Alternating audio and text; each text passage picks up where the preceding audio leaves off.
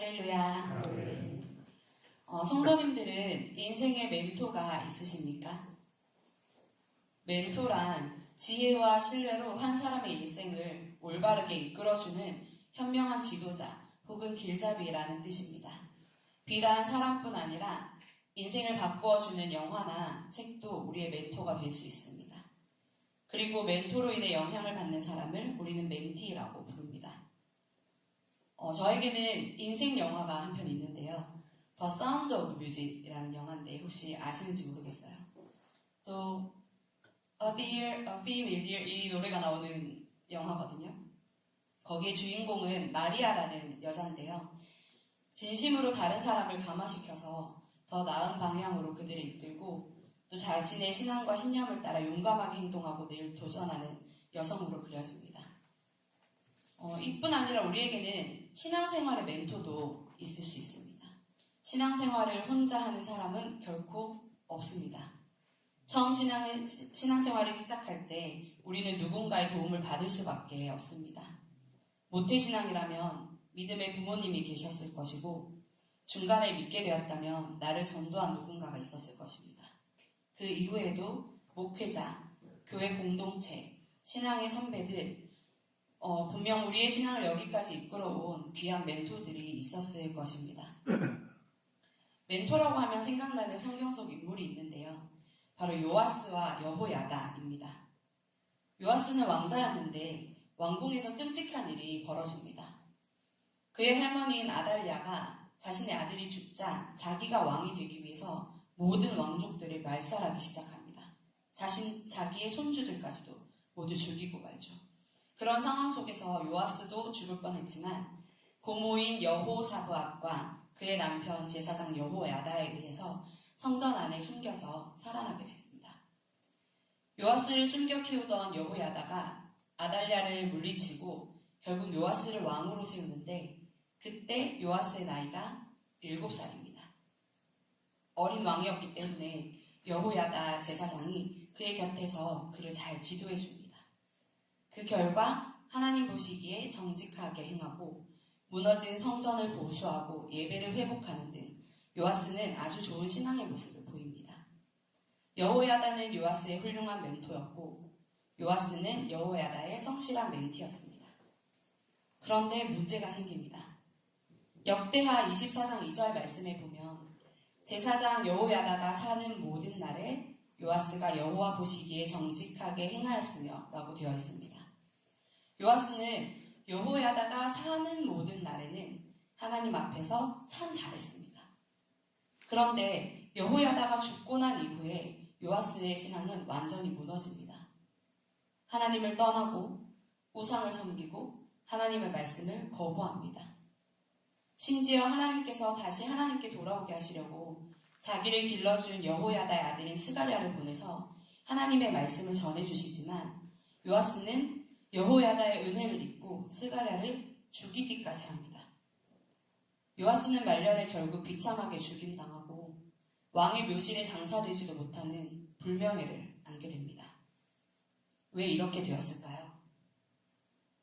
너무나도 좋은 훌륭한 멘토를 만났고 성실한 멘티가 되어 여호와 앞에서 정직하게 행했음에도 불구하고 결국 말년에 완전히 무너지고 말았던 이유는 그의 신앙이 하나님과의 관계가 아니라 사람과의 관계 위에 서 있었기 때문입니다.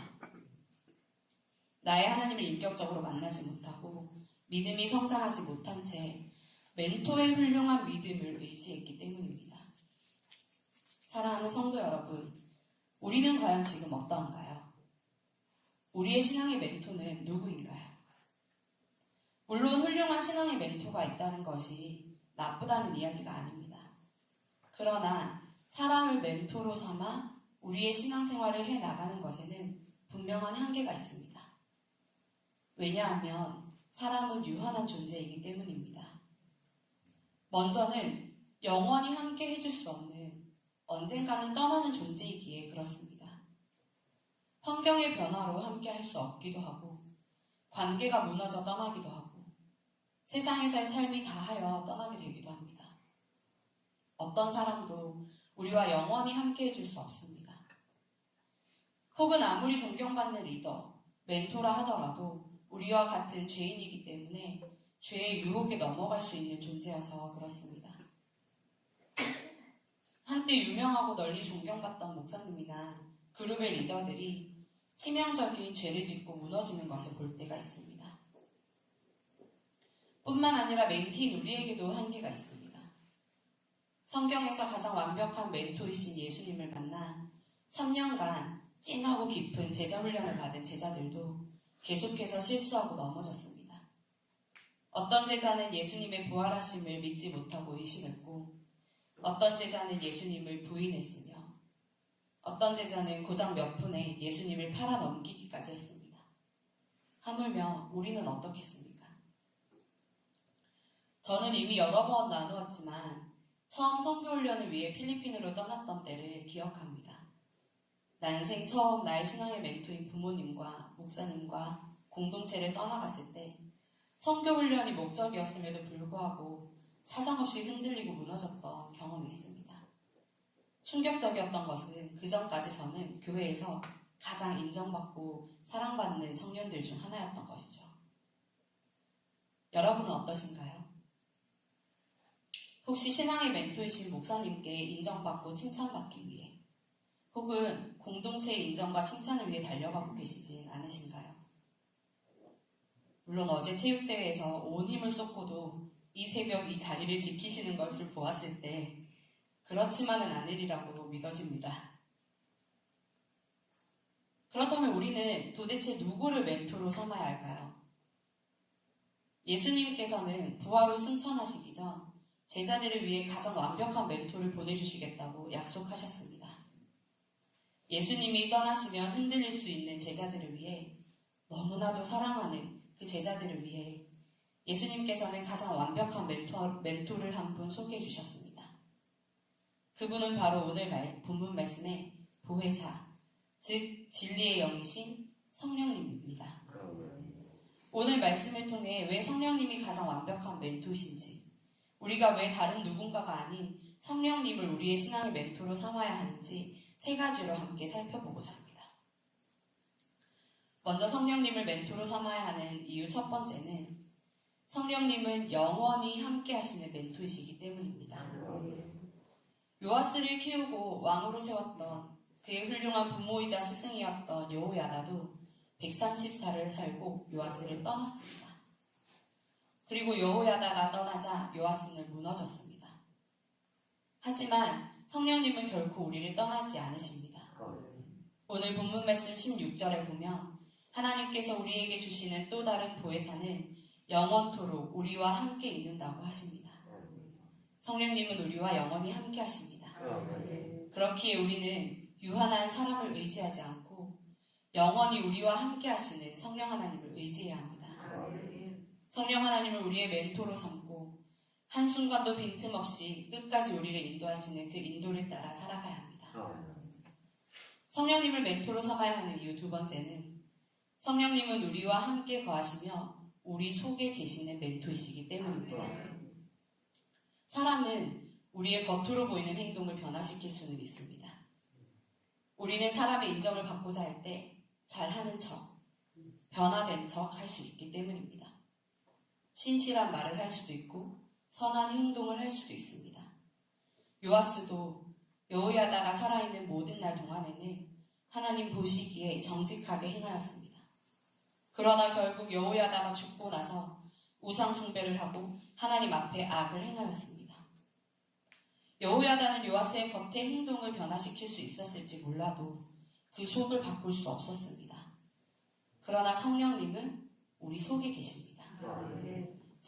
성령님께서 우리 안에서 역사하셔서 죄를 깨닫게 하셔서 회개하게 하시고 말씀을 생각나게 하셔서 순종하게 하십니다. 빌립보서 1장 6절 말씀에서처럼 우리 안에서 착한 일을 행하신 이께서 그리스도 예수의 날까지 이루십니다. 그 착한 일은 구원을 의미합니다. 우리를 택하사 구원하시고 계속해서 성화의 과정을 통해 우리를 인도하심으로 결국은 구원의 완성에 이르기까지 우리 안에 계시며 인도하시는 성령님을 우리의 멘토로 삼아야 합니다. 마지막으로 우리가 성령님을 멘토로 삼아야 하는 이유는 성령님은 진리의 영이시기 때문입니다.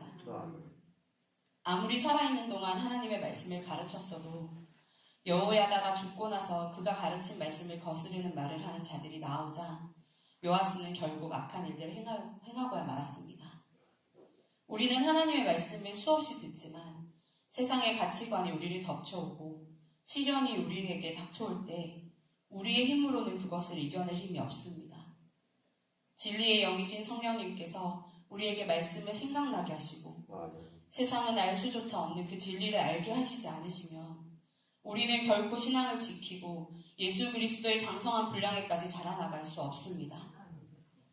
요한복음 14장 26절 말씀에 보혜사 곧 아버지께서 내 이름으로 보내실 성령 그가 너희에게 모든 것을 가르치고 내가 너희에게 말한 모든 것을 생각나게 하리라고 하셨습니다. 월요일에 제가 대학원 수업을 가면 저희 교수님께서 꼭 어제 목사님 설교 기억나시는 분? 하고 물어보세요. 여러분은 어떠신가요? 대부분의 전도사님, 강도사님, 목사님들이신데 담임 목사님 설교가 기억나는 사람은 한두 명뿐입니다. 우리는 당장 하루 전날 들은 말씀도 기억나지 않고 우리의 지혜와 지식으로는 하나님을 발톱의 때만큼도 알 수 없으며 우리의 힘으로는 예수님을 믿을 수가 없습니다. 그러나 진리의 영이신 성령님께서 우리 안에 계시며 예수 그리스도를 알게 하시고 하나님의 말씀이 이해되고 생각나게 하셔서 세상을 이길 힘을 주심을 믿으시길 바랍니다.